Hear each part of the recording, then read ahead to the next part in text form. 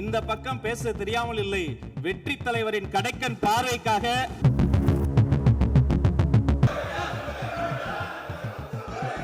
அதே சபை ஒழுக்கத்தையும் ஒத்துழைப்பையும் அனைத்து கட்சி தோழர்களிடம் நான் விரும்பி உங்கள் மூலமாக கேட்டுக்கொள்கிறேன். டிவிகே வெர்சஸ் டிஎம்கே இது சட்டசபையில் ஒரு பெரிய மோதல் ஒன்று நடந்ததா பல்வேறு செய்திகள் வந்து பார்க்க முடியுது. இது எனக்கு ஒரு வித்தியாசமான அனுபவம் தான் இருந்தது. உங்களுக்கு? ஆமாம். திராவிட முன்னேற்ற கழகத்தின் சார்பில் எஸ் சிவசங்கர் பேசுகிறேன். அப்போ பேசுகிற போது தான் விமர்சனம், திரைப்படத்துறையிலேருந்து வந்திருக்கிற அந்த அட்லி சட்னின்னு 2-3 விஷயங்களை எல்லாம் சொன்னார். நக்கல் நையாண்டியாக சொன்னார். அப்போ தான் ராஜ்மோகன் குறுக்கிட்டு சொன்னார், இவரே சினிமா துறையில் இருந்து ஒட்டுமொத்தமாக சினிமாவை விட்டுட்டு அரசியல் துறைக்கு வந்து இன்றைக்கு முதலமைச்சராக இருக்கிறாரு. தேவையற்ற முறையில் ப்ரொவோக் பண்ணுற மாதிரி இந்த மாதிரி விஷயங்கள்லாம் நீங்கள் பேச வேண்டாம். கருத்து ரீதியாக ஆலோசனைகள் தெரிவிக்கலாம், விமர்சனங்கள் இருக்கலாம். அதில் ஒரு கட்டத்தில் ஆதவர்ஜனா எழுந்து இவர் எப்போ என்ன பேசணும் அப்படிங்கிறத வந்து முதலமைச்சர் சொல்லுவாங்கன்னாங்க. தவேக தரப்பில் பேசினவங்களும் திரு ஆஸ்டின் அவர்கள் இடியே விழுந்தாலும் முதலமைச்சர் பேச மாட்டேங்கிறார் சொன்னதுனால அது ஆமாம். எந்த இடத்துல ஒரு மாதிரி கூச்சல் குழப்பம் ரகலை வர்ற மாதிரி இருந்தது அப்படின்னா, அப்படிதான் ஒரு 10 நிமிஷம் குளத்தூரில் போய் பேசினாரு. என்னாச்சு அவர் முன்னாள் முதலமைச்சருக்குன்னு ஆதவர்ஜனா பேசினதுனால அவங்க திமுக தரப்புல கடுமையான ஆட்சேபம் தெரிவித்து ஒரு எதிர்ப்பு குரல் எழுப்பினாங்க. இங்கே தவேக தரப்புலேயும் உறுப்பினர்கள் எழுந்து நீ உட்கார் நான் உட்கார்னு ஒரு மாதிரி இருந்தது. விஜய் அவர்களுடைய ரியாக்ஷன் முதல்வர் என்ன பண்ணியிருந்தாரு? அவரு அப்படியே அமைதியாக ஒரு மோனாலிசாவின் மர்ம புன்னகை மாதிரி அப்படியே அமைதியாக பார்த்துட்டு இருந்தாரு. பெரும்பாலான விஷயங்கள் மற்ற துறைகள் இருந்தாலும் நம்ம கடந்த காலங்களில் எம்ஜிஆர் ஆகட்டும், கலைஞர் கருணாநிதி ஆகட்டும், அம்மா செல்வி ஜெயலலிதா ஆகட்டும், அவங்க வந்து உடனுக்குடனே எழுந்து கவுண்டர் கொடுப்பாங்க. எந்த துறைகள் ஆனாலும் செல்வி ஜெயலலிதா உடனே வரும் குறிப்புகள் வந்துடும். அதை வச்சு பெரும்பாலும் முதலமைச்சர் தான் பதில் சொல்லுவாங்க. எந்த துறை ஆனாலுமே சொல்லுவாங்க. இப்போ குறிப்புகள் வந்தது. அந்த குறிப்பு ராஜ்மோகனுக்கு போய் ராஜ்மோகன் சொல்றாரு, இதை இந்த துறைக்கு பொறுப்பு வைக்கிற முதலமைச்சர் அவையில் இருக்கிறார், அவர் பேசியிருக்கணும் அப்படிங்கிறது தான் எதிர்பார்ப்பு. நேரில் ஏன் கட் பண்ணாங்க? திரு செய்தித்துறை அமைச்சர் அவர்கள்ட்ட கேட்கும் பொழுது இது வந்து எனக்கே தெரியாது, நான் உள்ள உட்காந்துட்டு இருந்து கொஞ்சம் ஒரு பிரேக்ல வெளியே போகும்போது தான் சொன்னாங்க லைவ் கட் ஆயிடுச்சு, அப்போதான் எனக்கே தெரியும் அப்படிங்கிறாரு. உண்மைதான். ராஜ்மோகனுக்கு வந்து தெரிஞ்சிருக்க வாய்ப்பு இல்லை எது வரைக்கும் லைவ் போகுது, எப்போ கட் பண்ணாங்கிறது. ஏன்னா அவையில் அவர் இருக்கிறாரு, வெளியில் என்ன போகுதுங்கிறது நமக்கு பார்த்துறதுக்கான வாய்ப்பு இல்லை. ஆனால் ஜேசி பிரபாகரமே தொடக்கத்திலே சொன்னார், அந்த பேரவை கூடுவதற்கு முன்னாடியே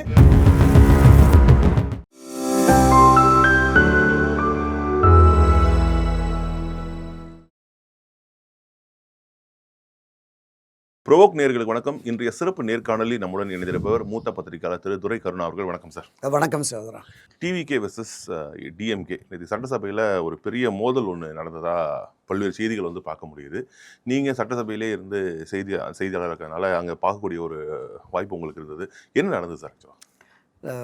தமிழக சட்டப்பேரவையில் இந்த 2026ஆம் ஆண்டு தேர்தலில் வெற்றி பெற்று வந்த தமிழக வெற்றி கழகம் முதன்முறையாக ஆட்சி அதிகாரத்திற்கு வந்திருக்கிறது. புதிய அமைச்சரவை, புதிய முதலமைச்சர், புதிய ஆளுநர், பெரும்பாலான புதிய உறுப்பினர்களோட இந்த அவை இருந்தது. பெரும் எதிர்பார்ப்பு இருந்தது, எப்படி இவங்க வந்து சபை நடத்துவாங்க. நான் 1980ஆம் ஆண்டு முதல் கடந்த 45 ஆண்டுகளாக தமிழக சட்டப்பேரவையினுடைய நடவடிக்கைகளை நான் பார்த்துட்டு வர்றேன். இன்றளவும் கூட கடந்த ஒரு 38 ஆண்டுகளாக அகில இந்திய வானொலியிலும் சென்னை தொலைக்காட்சியிலும் பேரவை நடவடிக்கை பற்றிய செய்தி விமர்சனங்கள் எழுதிட்டு இருக்கிறதுனால இது எனக்கு ஒரு வித்தியாசமான அனுபவம் தான் இருந்தது. உங்களுக்கு? ஆமாம். ஏன்னா அப்புறம் திரு எம்ஜிஆர், கலைஞர் கருணாநிதி, செல்வி ஜெயலலிதா, அம்மா ஒரு 28 நாட்கள், ஜானகம்மா, அப்புறம் ஓபிஎஸ் ஒரு 5-6 மாதங்கள், அது தொடர்ந்து எடப்பாடி பழனிசாமின்னு பல்வேறு முதல்வர்கள் பார்த்துட்டீங்க. இப்போ அந்த சபைகள்லாம் எப்படி இருக்குன்னா, சபைக்கு வர்றபோது நிறைய அறிமுகமான முகங்கள் இருக்கும். ஒன்று திராவிட முன்னேற்ற கழகத்தில் அல்லது அண்ணா திராவிட முன்னேற்ற கழகத்தில் ஆட்சியில் இருந்தாலும் எதிர்கட்சி இருந்தாலும் அந்த வரிசையில் போய் பார்க்குற போது பெரும்பாலான முகங்கள் 1-2 புதிய முகங்கள் இருக்கும். ஆனால் இந்த முறை பேரவை பார்க்குற பொழுது முற்றிலும் புதிதாக தான் இருந்தது. முதன்முறையாக ஆட்சி கட்சியாக திமுக இருந்தால் எதிர்கட்சி அதிமுக ஆட்சி கட்சியாக இருந்தால் எதிர்கட்சி திமுக இருக்கும். இந்த 2 திராவிட கழகங்களும் எதிர்வரிசையில் அமர்ந்ததை முதல் முறையாக பார்க்க முடிஞ்சது. இந்த பக்கம் புதிய முகங்கள், முதலமைச்சர் உட்பட. நம்ம பேரவைக்குள்ள நுழைஞ்சோன்னா நமக்கு அறிமுகம் என்பது திரு ஜேசிடி பிரபாகர், பேரவைத் தலைவர். உங்களுக்கு முன்னாடி அதிமுக. ஆமாம். இன்னொன்று KS செங்கோட்டையன் அவர்கள். மற்ற எல்லாருமே புதுமுகங்களாக இருந்தது. ஒரு 8-10 பேர் அரசியல் கட்சியிலேருந்து போனவர்கள் ஓரளவுக்கு அறிமுகமானவர்களாக இருந்தாங்க. ஸோ அந்த அடிப்படையில் இந்த பேரவை எப்படி நடைபெறுகிறதோ அப்படிங்கிற மாதிரி தான் உள்ளே போனோம். அப்போ கடந்த 13ஆம் தேதி வெறும் நம்பிக்கை தீர்மானத்தோடு அது முடிஞ்சிருச்சு. அதனால் அது எதுவுமே அங்கே நடக்கலை. கடந்த 18ஆம் தேதி நம்ம ஆளுநர் அவர்கள் உரை நிகழ்த்துறது. இந்த ஆளுநர் உரை எப்படி இருக்கும், ஆர்.என். ரவி மாதிரியே இருக்குமா அப்படிங்கிற மாதிரி பொதுவெளிகளில், ஊடகங்களில், வலைத்தளங்கள்லாம் வந்தது. ஆனால் அதற்கு மாறாக அமைதியாக நடைபெற்று முடிந்தது அப்படின்னு பார்த்தோம். அது தொடர்பாக தான் திமுக சொன்னாங்க. பூனைக்குட்டி வெளியில் வந்துருச்சு, இவர்களை இயக்குவது யார் என்று தெரிந்தது, கவர்னருக்கும் மத்திய அரசுக்கும் அடிபணிந்து அந்த பேரவையினுடைய மரபு விதிப்படி முதலில் தமிழ்த்தாய் வாழ்த்து, அவை முடியும் நேரம் தேசிய கீதம், நாட்டுப்பண், அப்படி தான் இருந்தது இது வரைக்கும். அதை மாற்றி முதலாவதாக தமிழ்த்தாய் வாழ்த்தை முடித்து உடனடியாக தேசிய கீதம் பாடப்பட்டதும் இறுதியில் பாடப்பட்டதும் ஒரு விமர்சனத்துக்கு உள்ளானது. அதுக்கு இவங்க சரியான பதில் சொன்னாங்க. பேரவைத் தலைவர் திரு ஜெயஸ்ரீ பிரபாகரும் சொன்னார், அமைச்சர் ஆதவ அர்ஜுனாவும் சொன்னார். நாங்கள் கவர்னருக்கோ மத்திய அரசுக்கோ படியில் யாருக்கும் நாங்கள் அடிபணிய மாட்டோம். இந்த தமிழகத்தினுடைய அந்த பேரவையினுடைய மரபு விதி அடிப்படையில் தமிழ்த்தாய் வாழ்த்தை முதல்ல பாடணும் அப்படிங்கிறது தான். முதலமைச்சராக திரு விஜய் அவர்கள் பதவியேற்ற பொழுது அங்கே வந்தே மாதரம், தேசிய கீதம், மூன்றாவதாக தமிழ்த்தாய் வாழ்த்து, அது ஒரு பிரச்சனையாக உருவானது. அப்போவே நாங்கள் சொன்னோம், இனிமேல் அரசு விழாக்களில் இதுதான் அப்படின்னு. அது கவர்னர் தொடர்பான விஷயம் என்பதால் மத்திய அரசுடைய வழிகாட்டுதல் அடிப்படையில் அந்த நிகழ்வு நடந்தது. இப்போ நாங்கள் தமிழ்நாட்டில் தமிழக அரசு விழாக்களில் முதலாவதாக தமிழ்த்தாய் வாழ்த்து எடுத்துக்கிட்டோம். ஏற்கனவே ஒரு 3-4 ஆண்டுகளாக ஆர்.என். ரவி ஆளுநராக இருந்து அரசு தயாரித்தளித்த ஆளுநரையை வாசிக்காமையே போயிட்டார். அவருடைய கோரிக்கை என்பது தமிழ்த்தாய் வாழ்த்தை தொடர்ந்து பாடணுங்கிறது தான். இந்த ஆளுநரும் அப்படி ஒரு நிலைப்பாட்டை எடுக்கக்கூடாதுங்கிறதுனால தான் நாங்கள் இரண்டாவதாக இதை பண்ணிட்டோம் அப்படின்னு. இந்த ஆளுநருமே எங்களை வலியுறுத்தினார். எப்படி அந்த பதவியேற்பு விழாவில் நடந்ததோ அதே மாதிரி வந்தே மாதரம், தேசிய கீதம், நாட்டுப்பண். ஆனால் நாங்கள் அதை ஏற்கவில்லை. சட்டப்பேரவையினுடைய மரபு விதியின் அடிப்படையில் முதலாவதாக தமிழ்த்தாய் வாழ்த்து, அது முதலாவது பாடிட்டோம், பிரச்சனையே இல்லை. ஜனகணமன தேசிய கீதம் எத்தனை முறை பாடினா என்ன அப்படிங்கிற மாதிரி சமாளிச்சிட்டாங்க, ஒன்றும் பிரச்சனை இல்லை. அப்போது இதில் நேற்றைக்கு நடைபெற்ற அந்த விவாத நிகழ்வு என்பதுமே ஓரளவுக்கு தேர்ந்து விட்டார்களோங்கிற மாதிரி இருந்தது. ஏன்னா இந்த விவாதத்தை ஆளுநர் உரைக்கு நன்றி தெரிவிக்கும் முன்னாடி இவங்க நன்றி தெரிவிக்கும் அந்த மேகதாட்டு தொடர்பான ஒரு தனி தீர்மானம். ஆமாம், அது தமிழ்நாடு அரசு பொறுப்பு ஏற்று முதலாவது அமைச்சரவையிலேயே இந்த மாநிலத்தினுடைய வாழ்வாதார பிரச்சனை தொடர்பாக இந்த மேகதாது அணையை கட்டக்கூடாதுங்கிறது வலியுறுத்தி ஒரு தனி தீர்மானம், அரசு நிறுத்தறி தீர்மானத்தை முதலமைச்சர் திரு விஜய் அவர்கள் கொண்டு அந்த தீர்மானத்தை கட்சி மாறுபாடு என்று, ஏன்னா மாநிலத்தினுடைய வாழ்வாதார பிரச்சனை இந்த மக்களினுடைய முக்கிய பிரச்சனை என்பதால் இந்த தீர்மானத்தை நாங்கள் கொண்டு வருகிறோம். இந்த தீர்மானத்திற்கு கட்சி வேறுபாடின்றி எல்லோருமே நீங்கள் ஒருமித்த ஆதரவு தரணும் அப்படிங்கிற வேண்டுகோளோடு தான் அந்த தீர்மானத்தை வாசிக்கிறாரு. தீர்மானத்தை வரவேற்று பிரதான எதிர்க்கட்சியான திராவிட முன்னேற்ற கழகம் உட்பட அனைத்து கட்சிகளுமே ஒரு சில ஆலோசனைகளை தெரிவித்ததோடு இதில் உறுதியான நிலைப்பாட்டை எடுக்கணும், அரசு எடுக்கிற இந்த தீர்மானத்தை ஆதரிப்பதோடு இது தொடர்பாக அரசு எடுக்கிற எல்லா முயற்சிகளுக்கும் நாங்கள் துணை நிற்போம் அப்படிங்கிற மாதிரி பேசினாங்க எல்லாருமே. அப்போ திரு உதயநிதி என்ன சொல்கிறாருன்னா, இந்த தீர்மானத்தை சும்மா டெல்லிக்கு அனுப்புறதை விட்டுட்டு ஒரு குழுவாக அனைத்து சட்டமன்ற உறுப்பினர்கள் நாடாளுமன்ற சேர்த்து அதை போய் நம்ம வலியுறுத்தணும் பிரதமரை சந்திச்சுங்கிற ஒரு ஆலோசனையை தெரிவித்ததோடு இன்னொரு கருத்தையும் சொன்னார். இந்த நீர்த்தாவா சட்டம் 1956 பிரிவு நாடின் அடிப்படையில் ஒரு புதிய நடுவர் மன்றம் அமைக்க வேண்டும் என்கிற இந்த கருத்தை இந்த தீர்மானத்தோடு இணைத்து அதை நீங்கள் நிறைவேற்றணும் அப்படின்னு சொன்ன மாண்புமிகு முதலமைச்சர் விஜய் அவர்கள் எழுந்து அந்த கருத்தை ஏற்றுக்கிட்டு இதை இந்த தீர்மானத்தின் 4வது பத்திக்கு பிறகு இணைத்து இதை நிறைவேற்றலாம்னு உடனே தீர்மானம் ஒருமனதாக நிறைவேற்றியது. அது ஒரு புதிய அணுகுமுறையாக இருந்தது. திராவிட முன்னேற்ற கழகம், அண்ணா திராவிட முன்னேற்ற கழகம் இருதுருவ அரசியல் இருந்தது. எனவே இவர்கள் எடுக்கிற நிலைப்பாட்டிற்கு சில விமர்சனங்களை முன் வச்சு ஆதரவு தெரிவிப்பாங்க. சில நேரங்களில் காவிரி பிரச்சனை ஆகட்டும், முல்லைப்பெரியார் பிரச்சனை ஆகட்டும், இலங்கை தமிழர்கள் பிரச்சனை ஆகட்டும், சில டிஸ்கஷன் நடந்துட்டு அதில் ஆலோசனைகள் அல்லது திருத்தங்கள் கொண்டு வந்தால் இவங்க 2 பேருமே ஏற்ற மாதிரி தெரியல. ஆனால் நேற்றைய தினம் உடனடியாக அதை ஏற்று அந்த தீர்மானத்தை நிறைவேற்றிட்டாங்க. அது ஒரு பெரிய விஷயம். முதலாவதாகவே இந்த விஷயம். இன்னொன்று, ஆளுநர் படித்த அந்த உரை இருக்குல்ல, அது திராவிட முன்னேற்றக் கழகத்தினுடைய அந்த ஆட்சி அதிகாரத்தில் இருந்தபோது அவர்கள் செயல்படுத்திய திட்டங்களின் நீட்சி அப்படிங்கிற மாதிரி திரு உதயநிதி சொன்னார். பெரும்பாலும் அப்படி தான் இருந்ததுன்னு பார்த்தோம். ஏன்னா இந்த இருமொழிக் கொள்கையில் உறுதியாக இருப்போம், மும்மொழிக் கொள்கையை ஏற்கவே மாட்டோம், தேசிய கல்விக் கொள்கையும் நாங்கள் ஏற்க மாட்டோம்.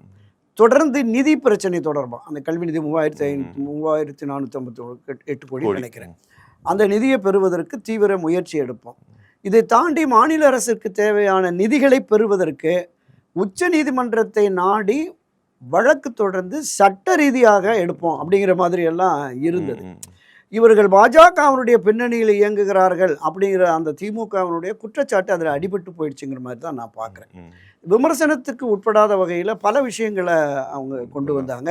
திரு ஆதவர்ஜனா பேசுகிறபோது சொல்கிறாரு, அண்ணாவுடைய அந்த அந்த ஆளுநர் உரையிலே கொட்டேஷன்ஸ் 2-3 கொட்டேஷனை போட்டு அதனுடைய நீட்சியாக தான் நாங்கள் இருக்கிறோம், இருமொழி கொள்கையில் எங்களுக்கு மாறுபாடு இல்லை. ஆமாம், இதை தாண்டி மாநில சுயாட்சியில் நாங்கள் உறுதியாக இருப்போம், இந்த மாநிலத்தின் உரிமைகளை ஒருபோதும் விட்டு கொடுக்க மாட்டோம், கவர்னருக்கோ மத்திய அரசுக்கோ நாங்கள் ஒருபோதும் அடிபணிய மாட்டோம், அவர்கள் கட்டுப்பாட்டிற்கு அவர்களுக்கு அழுத்தத்துக்கு நாங்கள் ஒருபோதும் பணிய மாட்டோம் அப்படிங்கிற மாதிரியெல்லாம் சொன்னாங்க. தவிக தரப்பில் பேசின உறுப்பினர்களுமே பேரறிஞர் அண்ணாவை, புரட்சித் தலைவர் எம்ஜிஆரை சுட்டி காட்டி அவர்கள் எப்படி ஒரு அரசியல் ஆட்சி மாற்ற புரட்சியை கொண்டு வந்தார்களோ அதனுடைய நீட்சியாக 2026 மரியாதைக்குரிய மாண்புமிகு விஜய் அவர்கள் கொண்டு வந்திருக்கிறாரு அப்படின்னு மாதிரி இருந்தது. அப்புறம் விஜய் நிறைய பேச மாட்டேங்கிற, ஏன்னா வாயத்திறங்க சிஎம் தான் அந்த பேட்ஜை கொடுத்துட்டு வந்தாங்க. திமுகவில் உதயநிதி உட்பட திமுக உறுப்பினர்கள் அனைவருமே அதுதான் சொன்னாங்க. வெளியில் பதாகைகளை ஏந்தி ஒரு ஒரு மினி ஆர்ப்பாட்டத்தையும் நடத்திட்டு தான் அவைக்குள்ள வந்தாங்க. பேசுகிற போதும் திமுக உறுப்பினர்கள் எதுக்குமே வாயத்திறந்து பேச மாட்டேங்கிறாரு, பொது வெளிகளில் மற்ற விஷயங்களுக்கும் அரசு தொடர்பான இதுகளும் கூட பேச மாட்டேங்கிறாரு அப்படின்னா அதுக்கு பதிலளித்த நம்ம ஆதவர்ஜனா நம்ம அமைச்சர் செய்தி மற்றும் ராஜ்மோகன் இந்த பிரச்சனை ஆரம்பிச்சது இல்லை. பிரச்சனை என்பது திராவிட முன்னேற்ற கழகத்தின் சார்பில் SS சிவசங்கர் பேசுகிறார். அப்போ பேசுகிற போது தான் விமர்சனம், திரைப்படத்துறையிலேருந்து வந்திருக்கிற அந்த அட்லி சட்னின்னு 2-3 விஷயங்களை எல்லாம் சொன்னார், நக்கல் நையாண்டியாக சொன்னார். அப்போ தான் ராஜ்மோகன் குறுக்கிட்டு சொன்னார், இவரே சினிமா துறையில் இருந்து ஒட்டுமொத்தமாக சினிமாவை விட்டுட்டு அரசியல் துறைக்கு இன்றைக்கி முதலமைச்சராக இருக்கிறாரு, தேவையற்ற முறையில் ப்ரொவோக் பண்ணுற மாதிரி இந்த மாதிரி விஷயங்கள்லாம் நீங்கள் பேச வேண்டாம், கருத்து ரீதியாக ஆலோசனைகள் தெரிவிக்கலாம், விமர்சனங்கள் இருக்கலாம் அப்படிங்கிற மாதிரி சொன்னார். அதில் ஒரு கட்டத்தில் ஆதவர்ஜனா எழுந்து இவர் எப்போ என்ன பேசணும் அப்படிங்கிறத முதலமைச்சர் சொல்லுவாங்கன்னாங்க. தவிக தரப்பில் பேசினவங்களும் திரு ஆஸ்டின் அவர்கள் இடியே விழுந்தாலும் முதலமைச்சர் பேச மாட்டேங்கிறார் சொன்னதுனால அது ஆமாம், அது ஒரு ப்ரொவோக் பண்ணுற மாதிரி தான் சில 1-2 வார்த்தைகளை அவங்க பேசுனாங்க. அதனால் எதிர்வினை ஆற்றக்கூடிய நிலை வந்தது. எந்த இடத்துல ஒரு மாதிரி கூச்சல் குழப்பம் ரகலை வர்ற மாதிரி இருந்தது அப்படின்னா, அப்படி தான் ஒரு 10 நிமிஷம் குளத்தூரில் போய் பேசினார், என்னாச்சு அவர் முன்னாள் முதலமைச்சருக்குன்னு ஆதவர்ஜனா பேசுனதுனால அவங்க திமுக தரப்பில் கடுமையான ஆட்சேபம் தெரிவித்து ஒரு எதிர்ப்பு குரல் எழுப்பினாங்க. இங்கே தவிக தரப்புலேயும் உறுப்பினர்கள் எழுந்து நீ உட்கார் நான் உட்கார்னு ஒரு மாதிரி இருந்தது. பேரவைத் தலைவர் சமயோசிதமாக அதை 2 தரப்புமே சமாதானப்படுத்தி வச்சுட்டாரு. அவர் ஒரு அனுபவமிக்க ஒரு சட்டமன்ற உறுப்பினர், ராயபுரம் சட்ட உறுப்பினர் மன்ற உறுப்பினர் திரு ராம அவர்கள் எந்திரிச்சு அடிக்க பாஞ்சதெல்லாம் இல்லை அவங்க எப்போவுமே சபையில் நடக்கிற போது இந்த இருக்கைகளை தாண்டி முன்னாடி கோஷம் போடுறதுங்கிறது இருக்கும். ஒரு 1-2 உறுப்பினர்கள் அவங்க இருக்கையை தாண்டி முன்னாடி வந்தாங்க. பேரவைத் தலைவரை கை காட்டி படுத்திட்டார். ஒரு புதியவர்கள் ப்ரொவோக் பண்ணுற மாதிரி ஒரு விஷயம் வர்ற போது உணர்ச்சி வயப்பட்டு கிளம்புனாங்க. இன்னொன்று அவங்களுக்கு அந்த போதிய பயிற்சி கொடுக்கலைங்கிறத எப்போ பார்த்தோன்னா, இந்த தீர்மானத்தை நிறைவேற்ற போது அரசின் தீர்மானம் வருகிற போது ஏற்போர் ஆமுங்கன்னா ஒட்டுமொத்தமாக ஆமுன்னு சொல்லணும். அதில் அந்த ஃபர்ஸ்ட் டைம் சொல்லலை, அடுத்தடுத்து சொல்லிட்டாங்க. சபாநாயகர் கையெல்லாம் தட்ட சொல்லியிருந்தாரு. ஆமாம், அது ஒரு அமைச்சர் நானே பார்த்தேன், அவர் கை தட்டினார். அவையில் கை தட்டக்கூடாது, மேஜை தான் தட்டணும். அப்போ அருகில் இருந்த ஒரு பெண் அமைச்சர் தான் மேஜை தட்டுங்கன்னாரு. அவர் அவ்வப்போது சிக்னல் கொடுப்பாரு, கொடுப்பார்.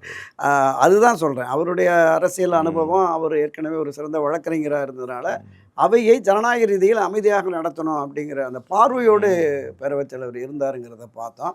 தவேகாவினுடைய சார்பில் இந்த தீர்மானத்தை வரவேற்று முன்மொழிந்து முதலாவதாக பேசிய பேரவையினுடைய துணைத் தலைவர் ரவிசங்கர் ஆகட்டும், பேரவையின் இறுதியில் பேசிய தவேகாவினுடைய உறுப்பினர் தஞ்சையைச் சேர்ந்த விஜய சரவணன் 2 பேருமே குறிப்புகளை வச்சு பேசினாங்க. பொதுவாக கன்னி பேச்சு என்பது ஒட்டுமொத்தமாக ஒரு 10-15 பக்கத்தை வச்சுட்டு படிப்பாங்க. வரிவிடாமல் படிப்பாங்க.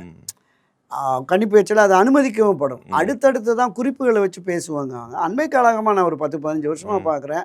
அமைச்சர்கள் மூத்த உறுப்பினர்கள் கூட எழுதி வச்சுட்டு ஒரு கவிஞர்கள் தமிழாசிரியர்கள் எல்லாம் நிறைய எழுதி வாங்கிட்டு ஒரு தகவலுக்காக சொல்கிறேன். கடந்த 2016-21 நானே ஒரு 10-14 சட்டமன்ற உறுப்பினர்களுக்கு ஒரு 4 அமைச்சர்களுக்குவே எழுதி கொடுத்துருக்கேன். அது அப்படியே தான் வாசிப்பாங்க. இந்த குறிப்புகளை வச்சு பேசுறது அப்படிங்கிறது வெகு சிலருக்கு தான் இருக்கும். ஆனால் முதன்முறையாக பேரவைக்கு வந்த இவங்க குறிப்புகளை கையில் வச்சுக்கிட்டு பேசினாங்க. அது ஒரு பெரிய வரவேற்கத்தக்க அம்சமாக பார்க்குறோம். குறிப்பாக விஜய் சரவணனுடைய பேச்சில் பார்த்தீங்கன்னா, நான் டெல்டா மாவட்டக்காரங்கிற போதே தெரிஞ்சுது அந்த திராவிட வாடை வீசிச்சு. ஒரு விதமாக பல்வேறு விதமான கருத்துக்களை அவர் சொன்னார். மாற்றம் எப்படி வந்ததுன்னா 2 வருஷத்தில் வந்து உடனே ஆட்சிக்கு வந்துட்டாங்கன்னு பேசுகிறாங்க. நாங்கள் 25-30 ஆண்டுகளாக விஜய் பேரில் ரசிகர் மன்றம் இயக்கங்களை வச்சு மக்களோட தொடர்பில் இருந்ததுனால தான் மக்கள் வந்து ஒரு மாற்றத்தை விரும்பி கொண்டு வந்திருக்காங்க அப்படிங்கிற மாதிரி சொன்னார். அதே கருத்தை அவங்களுமே பேசினாங்க.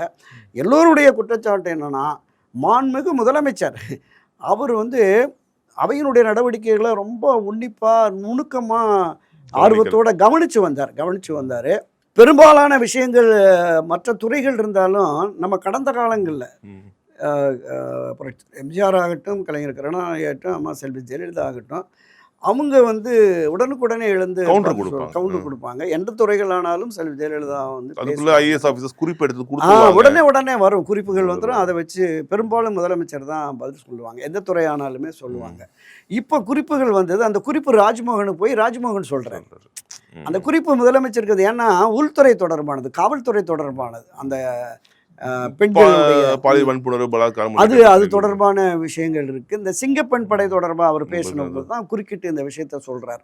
இது முதலாவது கட்டதாக தொடங்கியிருக்கு, அடுத்தடுத்த 2 கட்டங்களாக வளர்ச்சி பாதையை கொண்டு போயிடுவோம்னு சொல்லிட்டு எவ்வளவு குற்றவாளிகள், பாலியல் குற்றவாளியை கண்டுபிடிக்கப்பட்டாங்க, தண்டனை யார் மேலே வழக்கு போட்டது, எவ்வளவு போதைப் பொருட்கள் கறிமுகப்படுத்தினா அது தொடர்பான வழக்குகளை விவரங்களை போகிறான். இதை இந்த துறைக்கு பொறுப்பு வைக்கிற முதலமைச்சர் அவையில் இருக்கிறார், அவர் பேசியிருக்கணும் அப்படிங்கிறது தான் எதிர்பார்ப்பு. என்னை பொறுத்தளவில் என்னென்னா, இதை அனுமானிக்கிறார், அவர் அவதானிக்கிறார். ஒவ்வொரு விஷயங்களும் எப்படி என்னங்கிற மாதிரியெல்லாம் பார்க்குறார். பார்த்துட்டு எதிர்கொள்ளுமே புதுசு தானே ராஜ்மோகனா எல்லாருமே புதுசு, அதில் ஒன்றும் மாற்று கருத்தே இல்லை. விஷயங்களை உள்வாங்கி உடனுக்குடன் பதில் சொல்லக்கூடிய தன்னை தயார்படுத்தி கொண்டிருக்கிறாரோ முதலமைச்சர் அப்படிங்கிற மாதிரி தான் நான் பார்க்குறேன். இந்த விஷயத்தை இன்னொன்று நம்ம பார்க்கணும். இந்த அமைச்சரவை கூட்டு பொறுப்பு, முதலமைச்சர் உட்பட அந்த 35 அமைச்சர்கள் இலாக்கா, 51 இலாக்கால் இருக்குது. இவங்களுக்கு அதை பிரித்து கொடுத்துருக்குறாங்க. எந்த பிரச்சனை தொடர்பாக யார் கேள்வி கேட்டாலும் துறைக்கு தொடர்பில்லாத அமைச்சர்கள் கூட சொல்லலாம். நம்ம கடந்த காலங்களில் சட்டசபையில் பார்த்தோம், துரைமுருகன் ஆமாம் நிறைய அவை முன்னவர் பேசுவார். அல்லது இப்போ வேளாண்மை துறை அமைச்சர் எந்திரிச்சு போயிருப்பார், அது தொடர்பாக அவை முன்னவர் பதில் சொல்லுவார், பிடபிள்யூ மினிஸ்ட்ரி பதில் சொல்லுவார். அந்த மாதிரி இருக்குது. அதனால் கூட்டு பொறுப்பு, முதலமைச்சர் மட்டுமே தான் இதை பதில் சொல்லணுங்கிறதும் நம்ம வலியுறுத்த முடியாது அப்படிங்கிற மாதிரி தான் நம்ம பார்க்குறோம். எனவே நான் எதிர்பார்த்ததை விடவும் தவேகாவினுடைய இந்த புதிய அமைச்சரவையில் ஓரளவுக்கு ஒரு பக்குவப்பட்ட தன்மை இருந்தது. அவை பெரிய அளவில் பிரச்சனைகளுக்கு உட்படுத்தவில்லை. இந்த 2 நாட்கள் பார்த்ததுல இந்த திங்கள் செவ்வாய் என்ன மாதிரி வரப்போகுதுன்னு. ஏன்னா இந்த நேரில் ஏன் கட் பண்ணாங்கன்ற சொல்லலை. இப்போ இந்த ஆளுநர் உரைக்கு நன்றி தெரிவிக்கும் தீர்மானத்தின் மீதான விவாதங்களுக்கு செவ்வாய்க்கிழமை முதலமைச்சர் பதிலளிக்கணும். அது வெறும் பதிலுரைன்னு மட்டும் போட்டு முதலமைச்சர் பதிலுரையா அல்லது வேறு யாரும் பண்ணுறாங்களா, காலங்காலமாக முதலமைச்சர் தான் பதிலுரை வரும், அது பார்த்துக்கலாம்.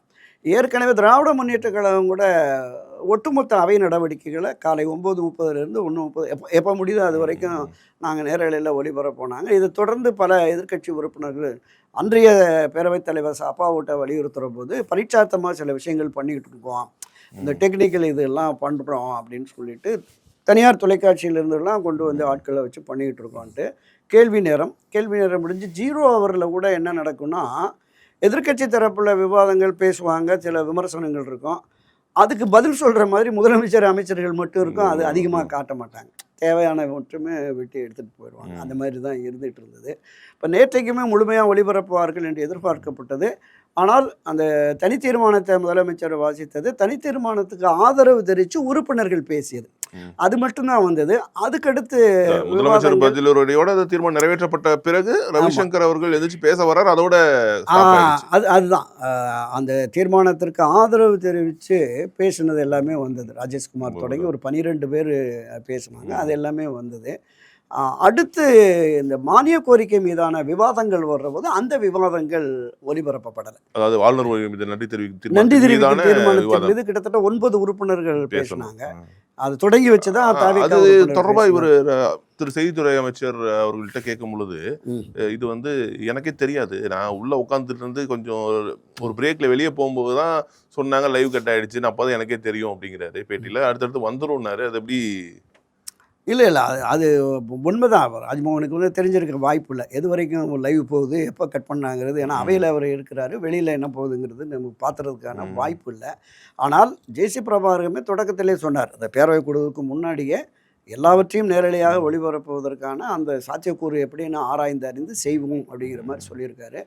இப்போ என்னென்னா, நம்ம தமிழ்நாடு சட்டப்பேரவை பொறுத்தளவு இந்த மாதிரி தான். திடீர்னு நேற்றே ஒரு தம்பி வந்தார், முன்னாடி வந்தார் அப்படிங்கிற போது பொதுவெளிகளில் பேரவை அது மாதிரி வந்துடும் அப்படிங்கிற மாதிரி இருக்குது.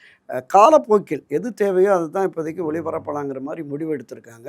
ஆனால் ஏற்கனவே திமுக அதற்கான முயற்சி எடுத்தது, விட்டது. இப்போது இவர்களுமே நேரடி ஒளிபரப்பு வரும்னு சொன்னாங்க. இன்னும் ஒரு பயிற்சிகள் கொடுத்து எல்லாரையும் தயார்படுத்தி வரும்னு நம்பலாம். இந்த சம்பவத்தை பொறுத்த வரைக்கும் நேற்று நடந்த அந்த அமளி அப்படின்றது வந்து இவங்க டிஎம்கே தரப்புல இருந்து ப்ரொவோக் பண்ணதுனால மட்டும்தான் இவங்க நடந்தால், இவங்க சைட்ல வந்து அதை இவங்களும் அதை பண்ண இல்லை நிச்சயமா. இப்போ திமுக தரப்பிலிருந்து அந்த விஷயங்கள் சொன்னபோது இந்த பக்கம் எதிர்வினை ஆட்டினாங்க. அதை தாண்டி நான் சொன்னது தான், தாவேக்கா வந்து கொளத்தூரை பற்றி சொன்னதுனால தான் அந்த பக்கம் ஆட்சேபம் தெரிவித்து கடுமையாக எதிர்ப்பு தெரிவித்தாங்க ஒட்டுமொத்த திமுக உறுப்பினர்களும். அப்போ தான் இவங்க அதிகமாக உதயநிதி இருந்தார் அவையில். ஆமாம் அவையில் இருந்தார் அவருடைய. ஆமாம் அவர் அமைதியாக இருந்துட்டார், மற்றவங்க தான் அதை எழுந்து பண்ணாங்க. இந்த பக்கம் இருந்து கொஞ்சம் சட்டமன்ற உறுப்பினர்கள் வந்து ஆவேசமாக குரல் எழுப்பி விஜய் அவர்களுடைய ரியாக்ஷன் முதல்வர் என்ன பண்ணியிருந்தாரு? அவர் அப்படியே அமைதியாக ஒரு மோனாலிசாவின் மர்ம புன்னகை மாதிரி அப்படியே அமைதியாக பார்த்துக்கிட்டு இருந்தார். எல்லாவற்றையுமே நான் சொன்னேன்ல, ரொம்ப உன்னிப்பாக கவனிக்கிறார், என்ன நடக்குது என்ன அப்படிங்கிற மாதிரி பார்த்துக்கிட்டு இருக்காரு. அநேகமாக இல்லை, பொதுவாக தங்க கட்சி உறுப்பினர்கள் வந்து இந்த மாதிரி முன்னாடி வந்து பேசும்போதெல்லாம் முன்னாடி இருந்த முதலமைச்சர்லாம் தடுப்பாங்க, கை காட்டுவாங்க. ஆமாம் அது மாதிரி இல்லை, பேரவைத் தலைவர் தான் கட்டுப்படுத்தினார். ஒரு கட்டத்தில் அந்த இவர் ரவிசங்கர் பேசுகிற போது தான் 2 முறை மணி அடித்தார் பேரவைத் தலைவர், முடிக்கணும்னு நேரம் ஆகிடுச்சுன்னு சொல்லிட்டு. அப்போ தான் விஜய் இப்படி திரும்பி பார்த்தாரு, அவர் டக்குன்னு அதோட முடிச்சிட்டார். அந்த ஒரு சம்பவம் தான் அவர் திரும்பி பார்த்தாரு. இவங்க பேசுகிறப்போ, முன்வரிசை தலைவர்கள் பேசுகிற போது ரொம்ப உன்னிப்பாக கவனிச்சார். குறிப்பாக பிரேமலதா, சௌமியா அன்புமணியை பாராட்டியிருக்கிறார். போதே ரொம்ப நல்லா காவிரி பிரச்சனையில் தரவுகளோட நல்லா பேசுனீங்க, வாழ்த்துக்கள்னுடனே அவங்களுமே நன்றி தெரிவித்து போனாங்க. அதனால் பார்க்குறாரு.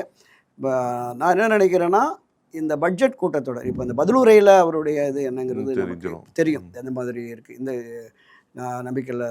அது இந்த ஆளுநர் அதுக்கு நன்றி தெரிவிக்கும் தீர்மானத்தின் மீது ஒரு பதிலுரை செவ்வாய்க்கிழமை நிச்சயம் வழங்குவார் என்று எதிர்பார்க்கலாம். அதில் என்ன மாதிரி போகுதுன்னு பார்ப்போம். அதை தொடர்ந்து எப்படியும் ஜூலை 1st 2nd வீக்கில், ஏன்னா துறைவாரியாக ஆலோசனைகள் நடத்தி அமைச்சர்களோட வெளியிலிருந்து வர்த்தக பிரமுகர்கள், விவசாய பிரமுகர்கள் கோரிக்கையெல்லாம் கேட்டு தான் பட்ஜெட் தயாரிப்பு இருக்கும். எனவே பட்ஜெட் உரை மீதான பொது விவாதம் அப்போ வந்து ஓரளவுக்கு அவர் தயாரித்து அவர் எதிர்க்கட்சி தரப்பினுடைய கேள்விகளுக்கு அவர் பதிலளிப்பார்னு எதிர்பார்க்கலாம். அதை தாண்டி மானிய கோரிக்கைகள் வருது, குறைஞ்சபட்சம் ஒரு 20-25 நாளாவது மானிய கோரிக்கைகள் நடக்கும். இப்போ முன்பு வந்து கடந்த காலங்களில் நான் சொல்கிறது 80-90களில் வந்து நிறைய நாட்கள் நடக்கும், 40 நாள் 45 நாள் நடக்கும். புரட்சியில் எம்ஜிஆர் காலத்தில் வந்து 2 முறையும் நடக்கும். காலையில் 2 மணிக்கு முடிச்சுட்டு திரும்ப நடக்கும். பெரிய துறைகள் இருக்குல்ல, குறிப்பாக கல்வித்துறை, காவல்துறை, வேளாண் துறையிலெல்லாம் 2 நாட்கள் விவாதம் நடக்கும். காலப்போக்கில் செல்வி ஜெயலலிதா காலத்திலும் சரி, அதற்கு பிறகு சரி, இவங்க வந்து ஒரு ஆண்டுக்கு 100 முறை 100 நாள் நடத்துவோம் அப்படின்லாம் திமுக சொல்லிட்டு வந்தது. ஆனால் அதிகபட்சமாக ஒவ்வொரு கூட்டத்தொடரும் 18 நாள், 15 நாள், 20 நாள், ஒட்டுமொத்தமாக 5 வருஷத்துலேயுமே ஒரு 100, 110 நாள் என்னமோ தான் நடந்தது.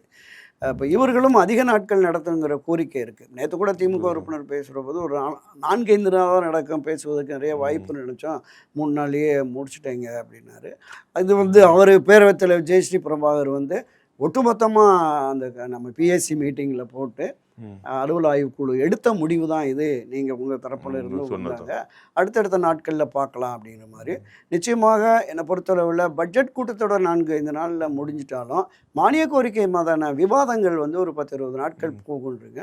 அப்போ முதலமைச்சர் வந்து உரிய பதில்கள் விளக்கங்களை அளிப்பார் என்று எதிர்பார்க்கலாம். திருமதி பிரேமலதா விஜயகாந்த் அவர்கள் ஒரு விஷயம் வந்து வெளில சொல்லியிருந்தாங்க பேட்டி கொடுக்கும்போது, இது வந்து வெறும் துதிப்பாடலாக தான் இருக்குது, ஒரே துதிப்பாடலாக தான் உள்ள கந்து எல்லாரும் பேசிகிட்டு இருக்காங்க அப்படின்ற மாதிரி ஒரு கருத்தை பதிவு பண்ணியிருந்தாங்க. அப்படிதான் இருந்ததா? இல்லை, அவங்க அவைக்கு புதியவர். துதிப்பாடல்னா அதாவது கடந்த காலங்களில் நம்ம பார்த்துருக்கோம், ஒரு பேரவை அமைச்சர்களோ அல்லது சட்டமன்ற உறுப்பினரோ பேசுகிற பொழுது ஆரம்பிக்கும் போதே அவங்களுடைய தலைவரை போற்றி நிறையா போற்றி புகழ்ந்து தான் பண்ணுவாங்க. இங்கே பெரிய அளவில் திரு விஜய் அவர்களை புகழ்ந்து பேசின மாதிரியே இல்லை. இவருடைய வெற்றிக்கான காரணங்கள் அவருடைய ஆற்றல் அப்படிங்கிற மாதிரி தான் போனாங்க. இப்போ இந்திரன் சந்திரன் நிதி உன்னுடைய திசை நோக்கி நீ பொழுது வணங்குறீங்க அந்த மாதிரி அந்த புகழாரம் இல்லை. அதுதான் 2011 விஜயகாந்த் அவர்கள் எதிர்கட்சி தலைவராக இருக்கும்போது அவங்க உறுப்பினர்கள் பேசும்போது திரு விஜயகாந்த் அவர்களை புகழ்ந்து பேசி தானே வந்து நிச்சயமாக எப்பவுமே சட்டப்பேரவையில் உறுப்பினர்கள் பேசுகிற போது நன்றி தெரிவிக்கிற பொழுது தங்களுடைய தலைவரை புகழ்ந்து 1-2 வார்த்தைகள் பேசிட்டு தான் அவங்க ஆரம்பிப்பாங்க. அந்த மாதிரி பெரிய அளவில் திரு விஜய் அவர்களை புகழ்ந்த மாதிரி இல்லை. புகழ்ச்சியே கிட்டத்தட்ட 1/2 மணி நேரம் அதுதான் சொல்கிறேன். அது வந்து தவறான கருத்து. இவங்க கடந்த கால நிகழ்வுகளை பார்த்தாங்கன்னா அவங்களுக்கு தெரிஞ்சிருக்கும். இவருடைய வெற்றிக்கான காரணங்கள், மக்கள் மத்தியில் இவருக்கான செல்வாக்கு என்ன அப்படிங்கிறத தான் சொன்னாங்க. அது வெறும் தகவல்களாக தான் இருக்குது, தனிப்பட்ட புகழ்ச்சியாக அதை கருத முடியாதுங்கிறதான் நான் பார்க்குறேன். ஸோ இந்த கூட்டணியில் இருக்கக்கூடிய அமைச்சர்கள் அதை நீங்கள் பார்க்கும்போது இல்லை, நீங்கள் இத்தனை வருஷம் அந்த சட்டப்பேரவை அனுபவத்தில் ஒரு கூட்டணி அமைச்சரவை அமைஞ்சிருக்கு அப்படின்னும் போது அது எப்படி இருக்குது அந்த விஷயம் பார்க்குறது? இல்லை, நீங்கள் தொடக்கத்திலேயே இந்த தீர்மானத்தின் மீது பேசுகிறதுக்கே காங்கிரஸ் கட்சியை தான் முதலாவதாக அழைத்தார்கள். காங்கிரஸ் அமைச்சராக இருக்கிற ராஜேஷ்குமார் தான் தொடங்கினார். அதில் திரு வன்னியரசு அவர்களுக்கும் விடுதலை சிறுத்தைகள் சார்பாக வன்னியரசு அவர்களுக்குமே வாய்ப்பு கொடுக்கப்பட்டது. கூட்டணி கட்சிகளுக்கு வாய்ப்பு வழங்க வேண்டும் என்கிற அடிப்படையில் கொடுக்கப்பட்டது. ஆளுங்கட்சி தானே அது மாதிரி இல்லை, அது நம்ம பார்த்தோம். மற்றபடி முன்வரிசை தலைவர்கள் பேசுவதற்கு வாய்ப்பு. திங்கட்கிழமை பிரதான எதிர்க்கட்சி தலைவரான உதயநிதி இது தொடர்பாக பேசி செவ்வாய்க்கிழமை அவர் பதில் வழங்குவார். வாய்ப்புகள் நிறையா. பேரவைத் தலைவர் ஜெயஸ்ரீ பிரபாகரை பொறுத்தளவில் அவருக்குரிய அந்த பக்குவம் அனுபவத்தின் அடிப்படையில் அமைதியாக கொண்டு போகணும்னு எல்லோருக்குமே வாய்ப்பு அளிக்கிறாங்க. ஒரு 8 நிமிடம் 10 நிமிடத்தில் அப்பாவை அடித்து அடுத்த ஆளை கூப்பிட்டுருவார். இவங்க 18 நிமிடம் 17 நிமிடம் கூட பேசினார் கூட அவர் ஒரு முறை 2 முறை மணி அடிச்சுட்டு அப்புறம் தான் பண்ணுறாரு. ஓரளவுக்கு நல்லபடியாக சபை நடத்துகிறாரு. அதனால் பிரச்சனைகள் உருவாகி பெரிய அளவில்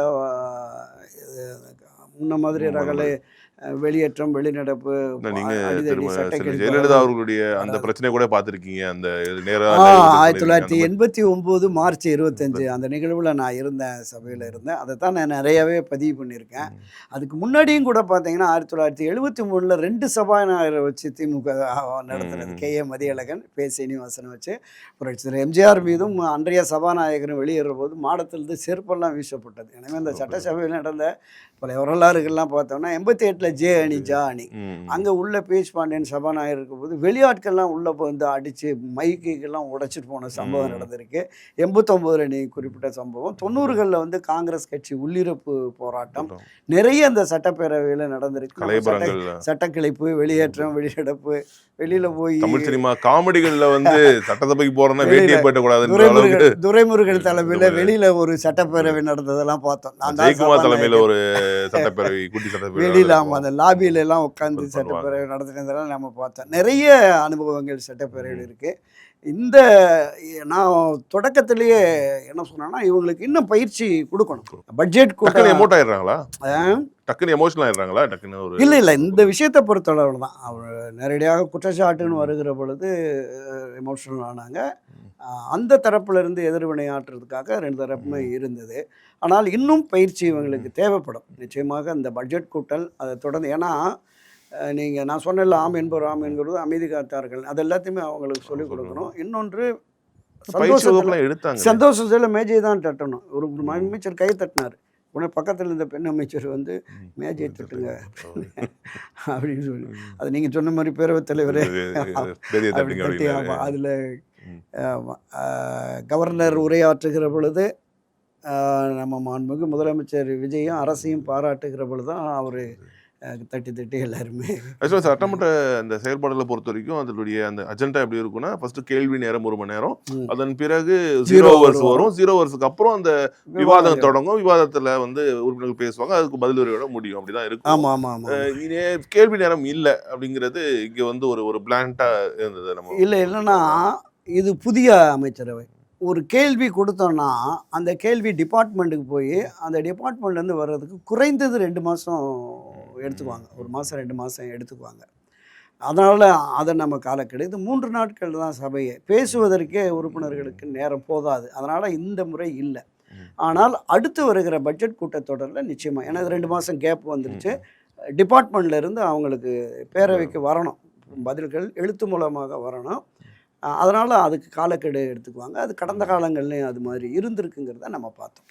பட்ஜெட் எப்போ வரும்னு எதிர்பார்க்குறீங்கன்னா? எனக்கு ஜூலை 2வது வாரத்தில் வர்றதுக்கான வாய்ப்பு இருக்குதுன்னு நினைக்கிறேன். ஏன்னா இன்னும் ஒரு மாத காலம் எடுத்துக்கிட்டாங்கன்னா நான் சொன்ன மாதிரி துறைவாரியாக அவங்க ஆய்வு கூட்டங்கள் நடத்தணும், எந்தெந்த டிபார்ட்மெண்ட்டுக்கு எவ்வளவு என்ன தேவை, என்ன ஸ்கீம்ஸு அதெல்லாமே பண்ணணும். இப்போ அவர் அமைச்சரவை கூட்டம் நடத்தி அறம்பொருள் இன்பம்னு ஒரு 336 திட்டங்கள் கொண்டு வந்தாங்கல்ல, அந்த திட்டங்களில் பட்ஜெட்டில் எத்தனை கொண்டு வரணும் என்ன அப்படிங்கிற மாதிரியெல்லாம் இருக்கும். இதை தாண்டி மக்களுடைய கருத்து, மக்கள்னா வணிகர்கள், அவங்களுடைய கருத்து, அசோசியேஷன் சங்கங்கள்லாம் கொண்டு வந்து சில விஷயங்களை கொடுப்பாங்க, அந்த பட்ஜெட்டில் சேர்த்துக்குங்க அப்படிங்கிற மாதிரி. ஸோ அதையெல்லாம் எடுத்து அதை ப்ரிப்பேர் பண்ணுறதுக்கு குறைந்தபட்சம் ஒரு மாத கால அவகாசம் வேணுங்கிறதுனால ஜூலையில் பட்ஜெட் தாக்கல் முடிஞ்சு அதன் மீது பொது விவாதம் ஒரு 4 நாட்கள் 5 நாட்கள் நடைபெறும். அந்த பட்ஜெட் பொது விவாதத்திற்கு நிதி அமைச்சர் பதில் சொல்லணும். அதற்கு பிறகு 1-2 நாள் ஆமாம் 1-2 நாள் கேப் விட்டோம் அல்லது ஒரு வாரம் இடைவெளி விட்டோம், துறை வாரியான மானிய கோரிக்கை மீதான விவாதங்கள் நடைபெறும். அப்போ தான் நம்ம பெரிய அளவில் எதிர்பார்க்கலாம் என்ன மாதிரி வருது என்னென்னா துறை வாரியாக ஒவ்வொரு அமைச்சர்களுக்குமே அங்கேருந்து கேள்விகள் வரும். இது எப்படி இந்த திட்டத்தை எப்படி நிறைவேற்ற போகிறீங்க, என்ன நிதின்னு, அது தொடர்பாக இவங்க தயாராக இருக்கணும். அதை தான் நான் சொன்னேன், இந்த பட்ஜெட்டுக்குள்ளே இன்னும் கொஞ்சம் பயிற்சிகளை அவங்களுக்கு கொடுக்கணும். துறைவாரியாக அமைச்சர்களுக்கு துறைவாரியான செயலர்கள் அவங்க வந்து அந்த ஒரு இலாக்கா இருக்குன்னா அந்த இலாக்காவில் வந்து எந்த மாதிரியான திட்டங்கள் இருக்குது, எவ்வளோ நிதி ஒதுக்கீடு இருக்குது, இப்போ என்ன மாதிரி இருக்குது, இப்போ நியூ ஸ்கீம்ஸ் என்ன மாதிரியெல்லாம் வரணுங்கிறதெல்லாம் அந்த அதிகாரிகள் அமைச்சரிடம் இருக்கிற அந்த ஸ்பெஷல் செக்ரட்டரிஸு, அவங்களுடைய சிறப்பு செயலர்கள், தனி உதவியாளர்கள், அங்கே போய் special PA, senior PA, junior பிஏன்னு இருக்கோம், அவங்க வந்து அவங்கள தயார்படுத்தணும் அப்படிங்கிறது தான் என்னோட பார்வை. மிக்க நன்றி சார். நன்றி.